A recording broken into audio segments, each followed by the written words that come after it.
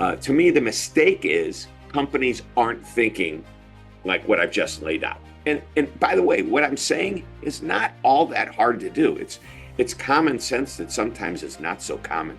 But I have the 6-step culture process that number one is you have to define what the customer experience is. So it's not so much about the whole culture, it's about how customer service and experience fits into the culture.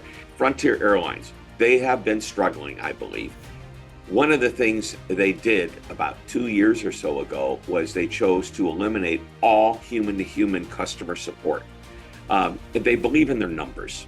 That's another mistake. NPS, Net Promoter Score, is one of my favorite measurements, but it can also become a vanity measurement, meaning people know, okay, let's see how many 9s and 10s we can get. Well, you know what? That's really nice to know and nice to have, but what's really driving that? Oftentimes, people will give you ratings, and you're in the survey business, you know how this works. We have to be very, very specific about how we go about understanding what our customers want. The voice of the customer programs, the listening programs that we do are so powerful if they're done the right way.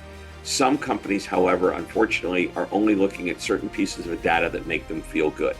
In other words, they think they're doing a great job because there's one metric that makes them look like they do so. But if they really dug deep and they talked to customers at any more than just that surface level, they would find that there's a disconnect between what they think is actually happening and what is actually happening.